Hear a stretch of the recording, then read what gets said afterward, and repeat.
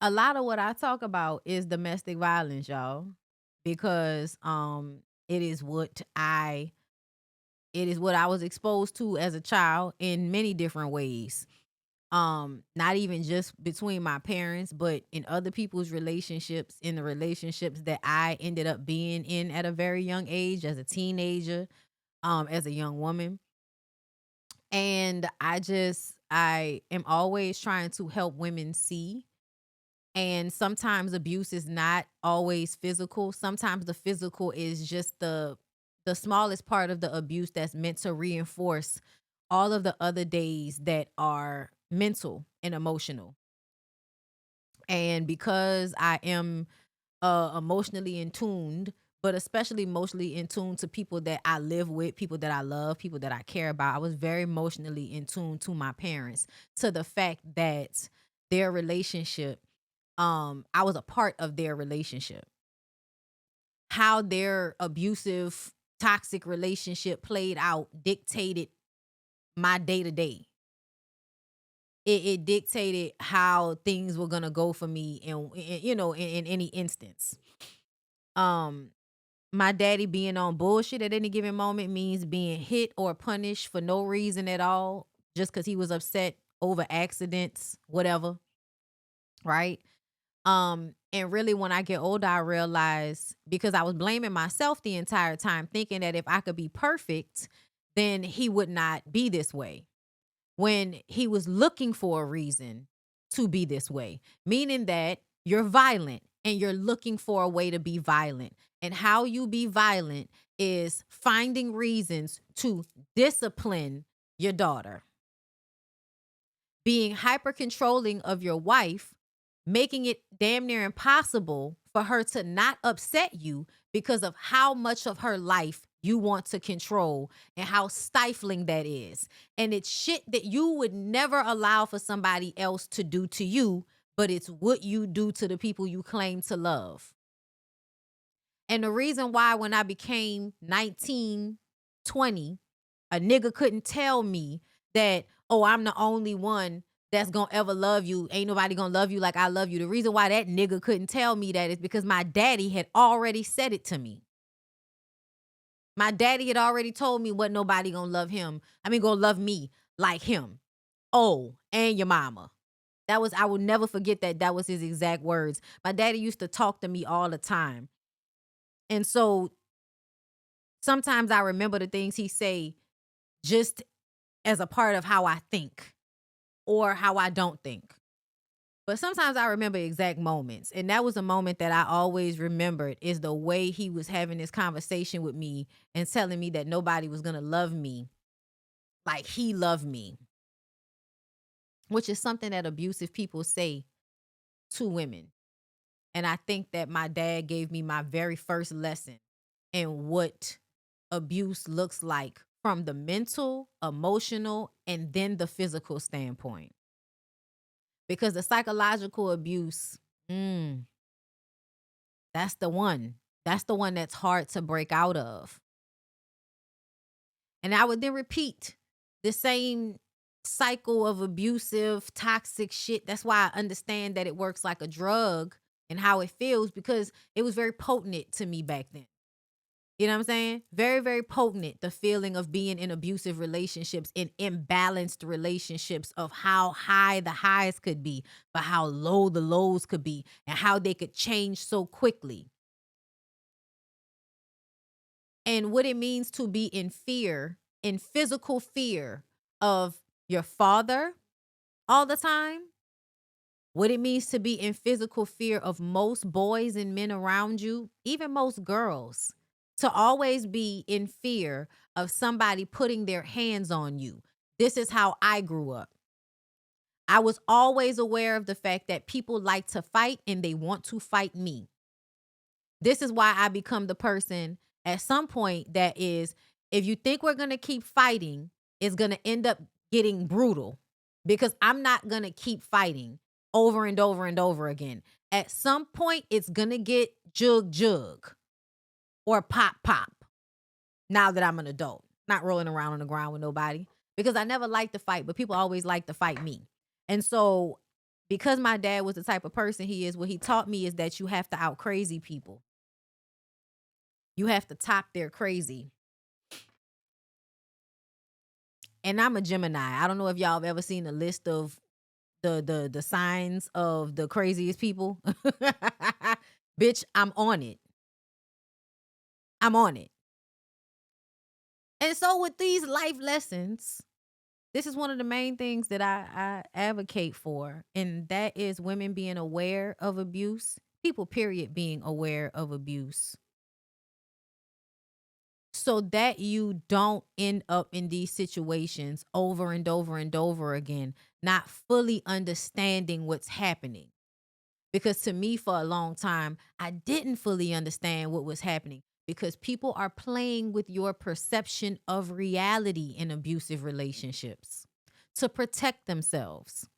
Once you are real enough with yourself and the world around you to admit the way people act out of self preservation, no matter how much they claim to love you, they will hurt you to protect themselves. And sometimes it's protecting themselves from responsibility, protecting themselves from change, protecting themselves from growth, because a lot of people don't want to grow because growth requires accountability, responsibility, and a lot of energy that people don't want to exert. They would rather stay in the cycle of abuse that they used to.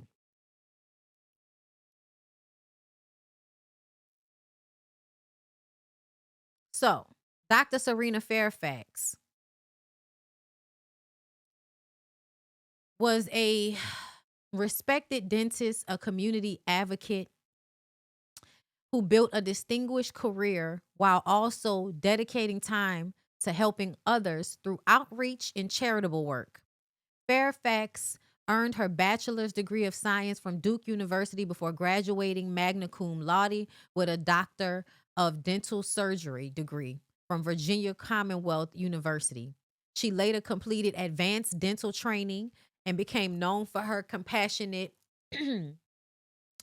patient care and commitment to her community. Her life was cut short on April 16th when authorities say her estranged husband, former Virginia Lieutenant Governor Justin Fairfax, fatally shot her inside their Annandale, Virginia home before taking his own life, what police describe as an apparent murder suicide. Reports indicate the couple had been going through a contentious divorce and were still living together at the time of the shooting. Their teenage children were inside the home, but were unharmed, with their son calling 911 shortly after midnight. My heart is broken at the loss of Serena Fairfax and devastated for her two children, Chris Brown said. Prayers to Serena's children and family during this tragic time. And that's the husband who was also accused of sexual assault, which is why he is no longer the lieutenant governor of Virginia.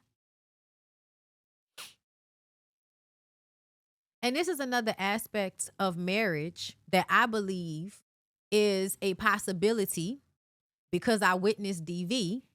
It is always a possibility for you to be in love with somebody that will one day attempt to kill you or beat you.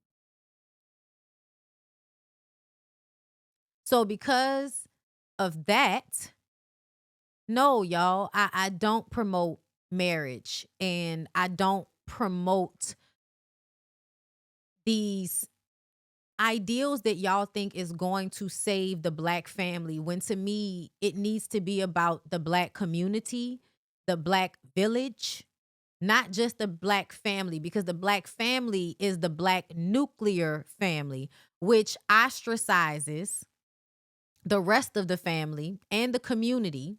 It puts women in homes with just men and children with no real recourse for help when it comes to children, and nobody to see if they're being abused.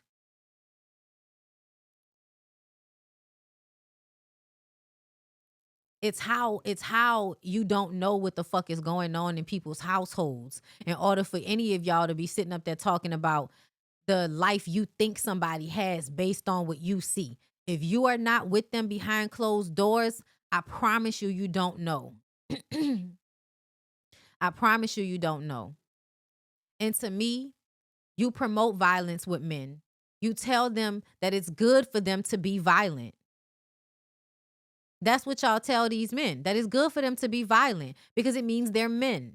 It makes them manly. It means that they can protect somebody when really their aggression is never really used for protection. It's always used for abuse. Most of the time. And because I understand that, and that is my experience and what I've seen, and everybody's not like this, of course, but growing up in New Orleans, in Louisiana, period, the misogyny and the starch guidelines on how men and boys can show up in the world makes them very angry. It makes them ill content from early on in their childhoods and in their lives because of the way y'all are always trying to make sure they're not gay. I know y'all don't want to think that's a part of the problem, but policing them to make sure they're not gay is a part of the reason why they, I think, grow up feeling a lot of angst. It's not because they're actually gay, but because of the way you police them to make sure that they're not. Yeah, I think it's suffocating. I think it's suffocating. And it means that they have to prove that they're not. And when they have to prove that they're not, the way they decide to prove that they're not is by the abuse of women. Because apparently the only way you can prove that you're not gay is by being abusive towards women. Either by sleeping with them repeatedly without any real reverence for them or yourself, right? Or by being physically, emotionally, verbally, psychologically abusive, and then, jacking off with other niggas about it.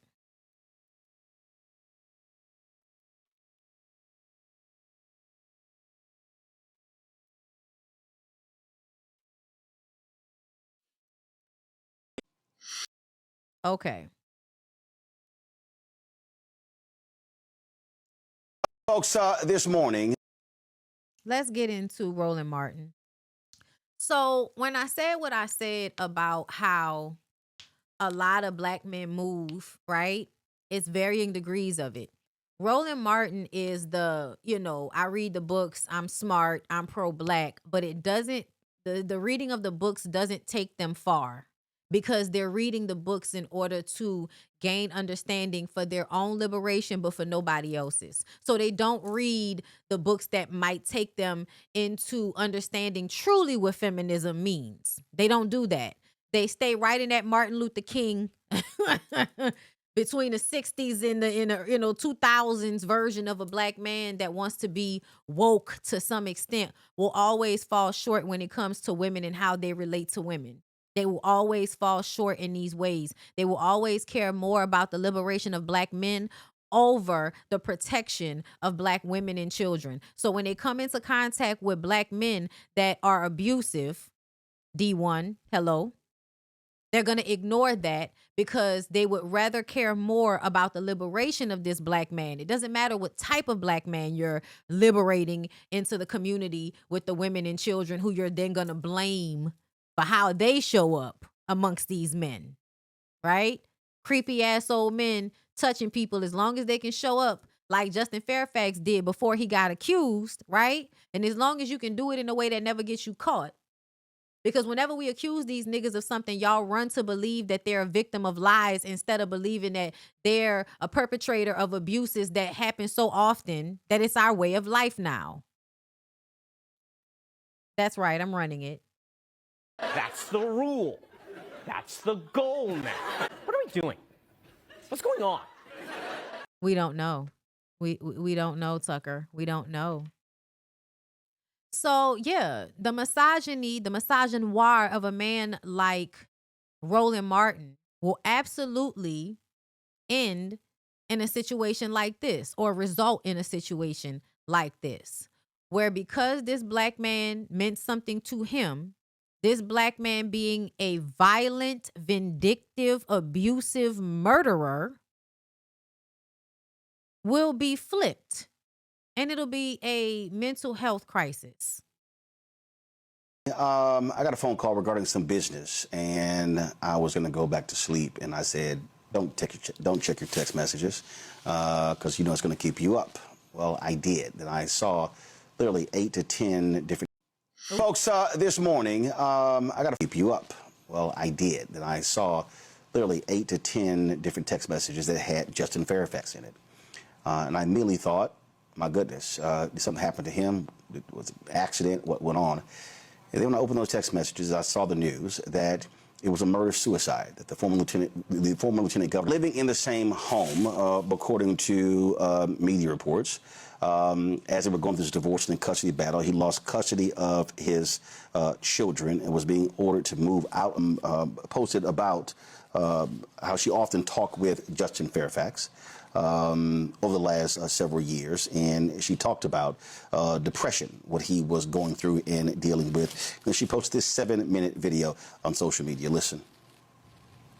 Hey everybody, I wanted to just hop on and make a short statement because tweeting will never be able to say how I feel.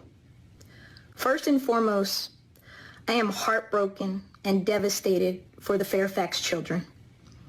I thought the statement put out by DeMatha High School, which is a high school that Justin attended, it's a Catholic high school here in this region, was a good one. That was the Justin we all knew. The guy full of hope and promise and gifts and possibilities for his future. All of that changed in 2019 when Justin was lieutenant governor.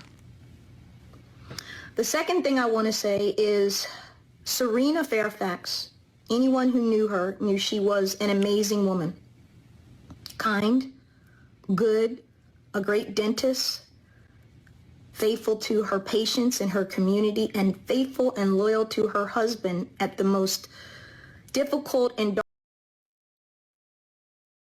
and gifts for the Fairfax state. And she talked about depression, what he was going through and dealing with. And she posted this 7-minute video on social media. Listen.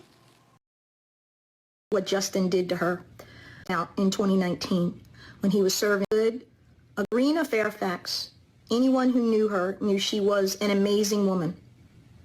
Kind, good, a great dentist, faithful to her patients and her community, and faithful and loyal to her husband at the most difficult and dark moment ever for their marriage and for their family when these allegations about Justin came out in 2019 when he was serving as Virginia's lieutenant governor.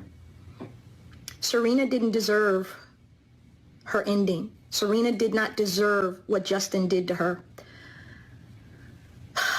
Those of us who talked to Justin as late as Monday or Tuesday of this week, or were in often contact with him, knew that he was depressed, knew that he was in darkness, knew that he was dealing with everything he had lost, feeling that there was no hope.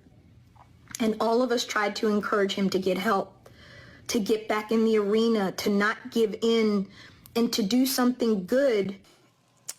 So I knew both Justin and Serena. I knew Justin more. He'd often been on my show. Justin was an Alpha fraternity brother. Folks, this morning, I got a phone call regarding some business.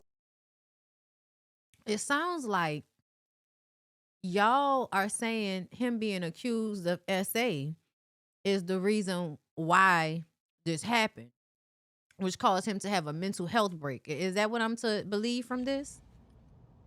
Hold up. Folks, I mean, when we look at the case. So now this is like he's framing it about like depression, right? Okay. So I knew both Justin and Serena. I knew Justin more. He'd often been on my. He also. He obviously came on the TV One show when he. So remember, he ran for Attorney General in Virginia, lost, got. So I knew both. Obviously came on the TV One show when he. So remember, he ran for Attorney General in Virginia, lost, got more than 600,000 votes. Then ran in 2017 for Lieutenant Governor, shocked folk and won. And I remember national media were not paying any attention to him. And then all of a sudden he won. Everybody wanted him. He came on my show first. He said, "You were interviewing me before the rest of them did," and we brought him on. And that was the interview when he came on the show. And um, he was 48 hours away from becoming governor of Virginia when the blackface scandal regarding Governor Ralph Northam came out. And that's when the sexual assault allegations first dropped, that he had forced a woman to perform oral sex on him. He said it was consensual. And then there was a second allegation that came out of Raleigh, North Carolina, when he was a student at Duke. There were never any criminal charges. There was never.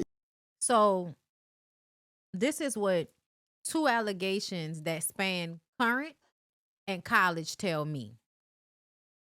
Most of y'all are going to believe that, oh, he didn't do it. That just means two women lied on him, possibly. I am more inclined to believe that you don't understand or respect consent because you don't respect women and their boundaries. I am more inclined to believe that than two women lied on you, one when you were in college and now one that you're a grown adult man.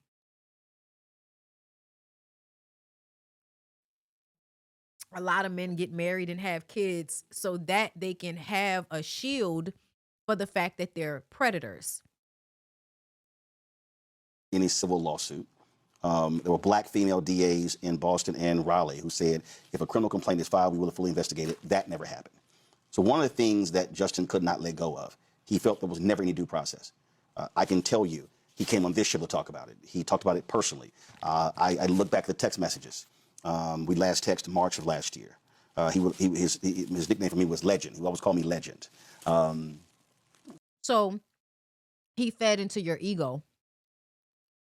And whenever you feed into somebody's ego that needs that, they will remember it.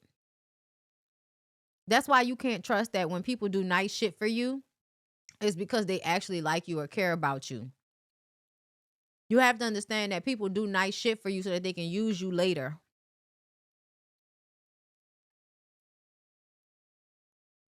Okay?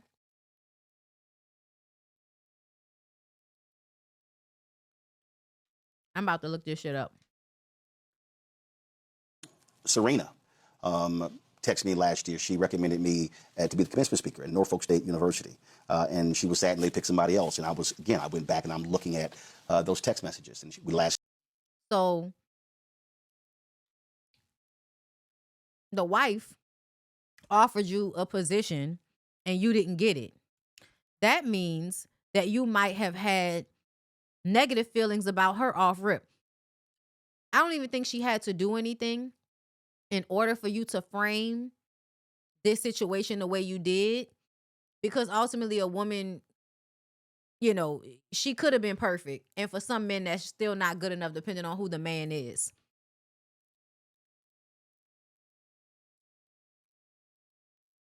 But what that does tell me is that I'm inclined to, see that you don't really like that lady and you like him. Because she didn't give you an opportunity, but he praised you and gave you an opportunity. She sent me a story from Chicago Defender in September.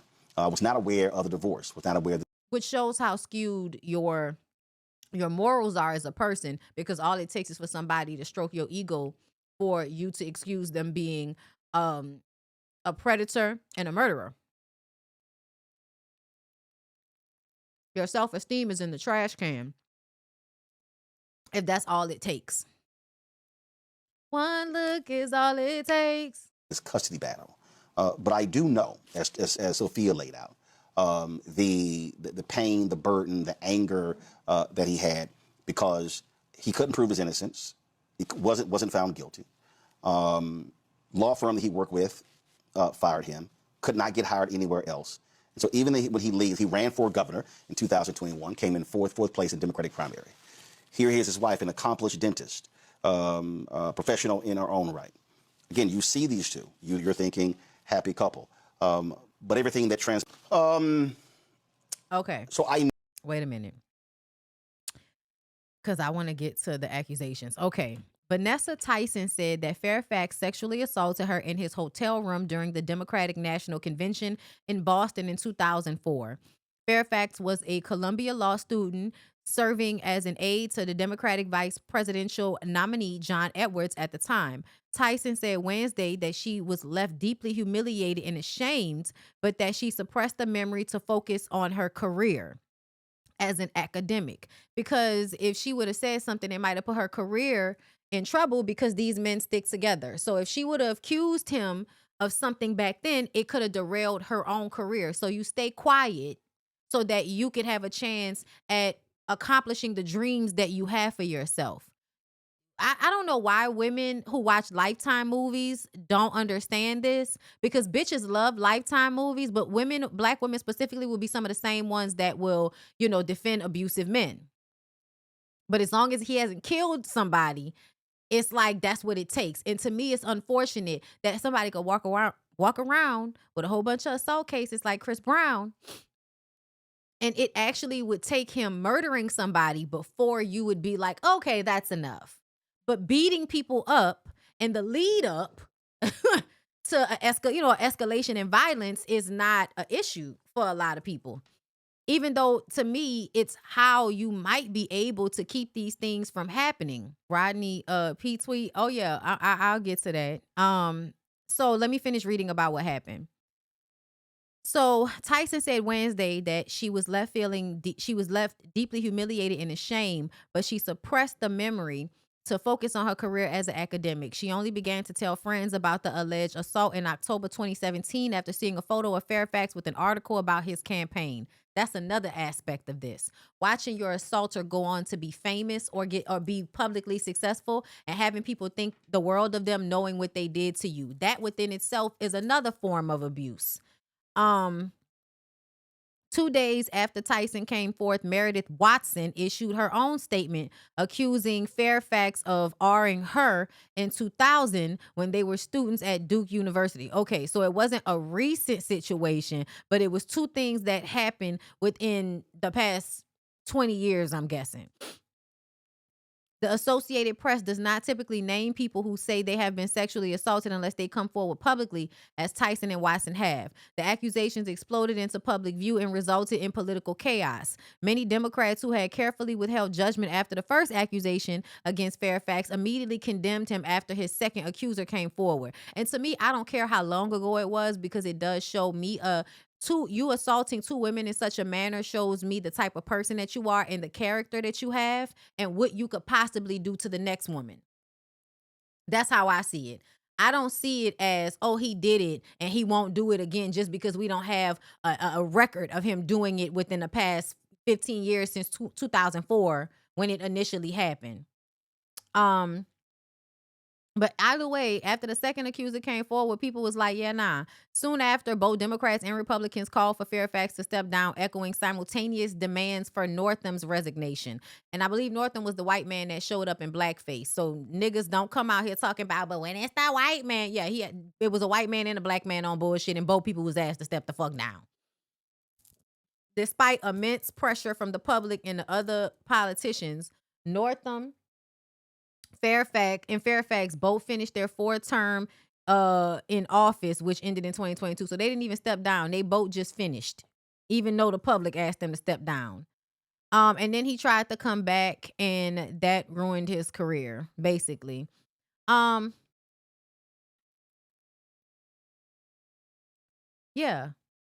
And so then put that in the framework of allegedly what he did to his wife.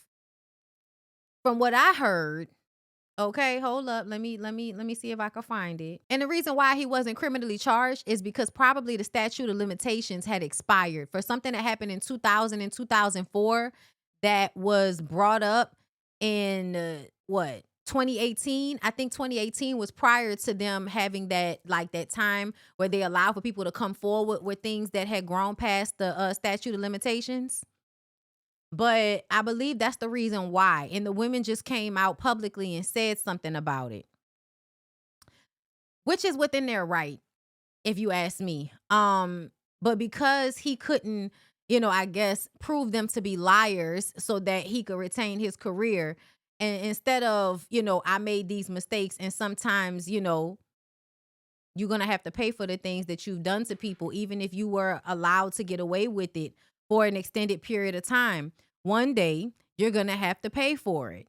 And that's why you don't do shit like this to people. Because just because you don't get punished for it immediately doesn't mean it is not going to come back to bite you in the ass later.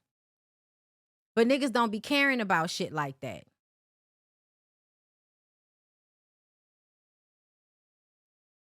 Apparently, these people were going through a divorce.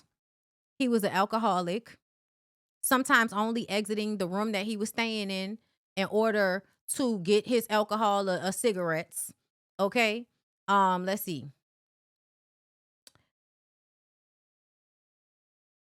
Police said Justin Fairfax shot Serena Fairfax in the basement of their home, then went upstairs and used the same gun to kill himself. The final moments leading up to the shooting remain under investigation. Their home remained an active crime scene. Newly surfaced court documents describe a contentious marriage and what a judge characterized as warning signs. Yeah, let's take a look at this.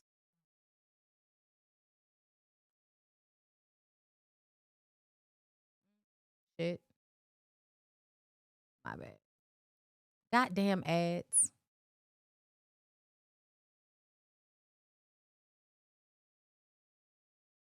I really want to click on it so that I can do the volume, like, but it won't let me. Okay. Girl. Also, my last hot take of the evening. Please stop saying. Just trying to see if I actually saved it. Hey y'all, hi. Nope. That's not it. That's not every single day. Okay, that's not it. Damn you, TikTok. Oh, wait, hold up. Let me go down a little bit further. Basically, what the lady said in the video is that he didn't have any money. He had $250, I think, in his account, which is the reason why he didn't want to move out of the house. But also that the wife offered to buy him out of their I think they own like a $900,000 home. And she offered to pay him half of it, you know what I'm saying, in order for him to sell the property to her and move out. So he had the option to not be out on the street without any money or recourse. She was offering to buy him out of his ownership of the house, and he did not take that opportunity because he was trying to find a way to punish her. He wanted them to be in a miserable situation because a lot of the times when men are miserable, they want to make the people around them miserable. And they are also very dangerous to women when they are on the down and out, if they don't have a lot of control of themselves. And to me, him killing his wife the way he did is evidence to me that he did whatever them people said he did in 2000 and in 2004. Hold up, let me see. Is this it?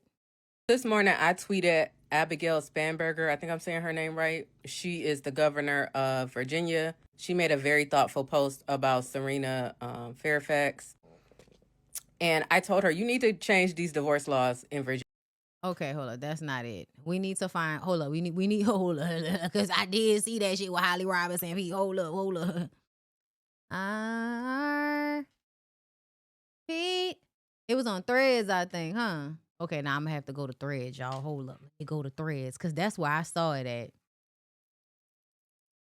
That's why I saw Holly Robinson Pete telling niggas to take stuff down. Because I think her husband posted something on Roland Martin's page. I don't know if I'm gonna be able to find it, y'all. I might have to go back to the tiki-taki. Because I know what you're talking about, because I was seeing it, but I didn't know like what was actually happening, because I saw her post, take this down.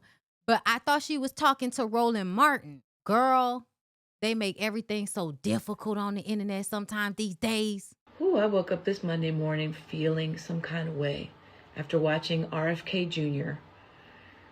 speak on Black maternal mortality rates. Well, he never said the word black. Anyway, if you didn't see it, here it is, and then keep swiping. And I'll give you my thoughts.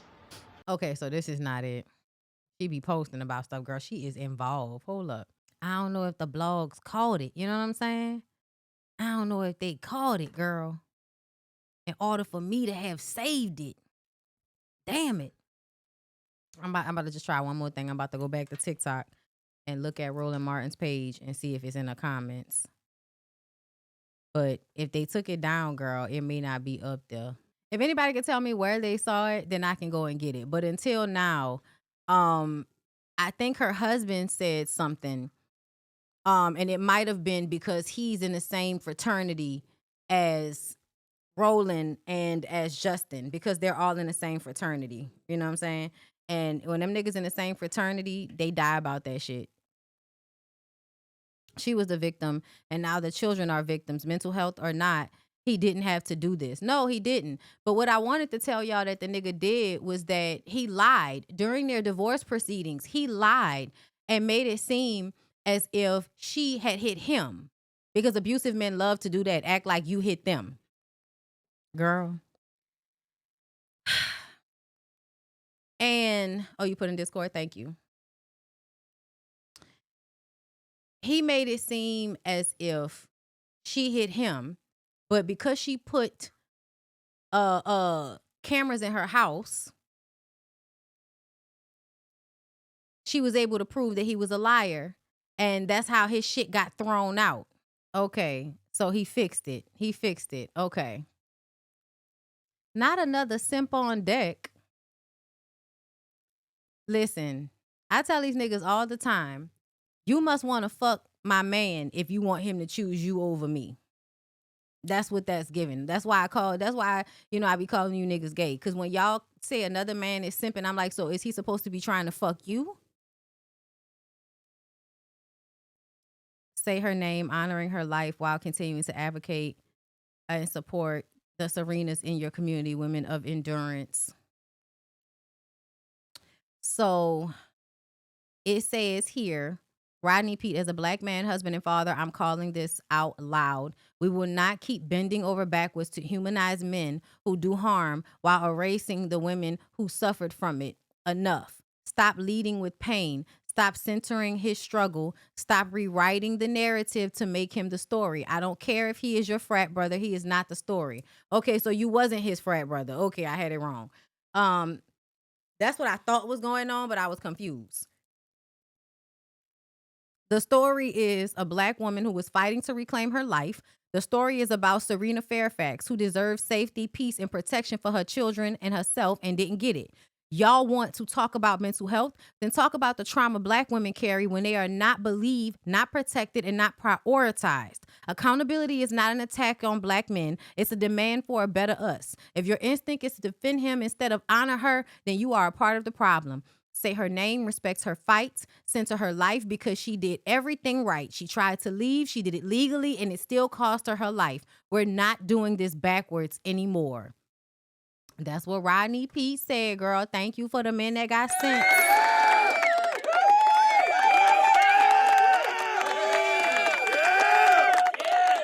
Men that got sense, they don't, girl. They don't be out here. Let's see, because I'm trying to see what started.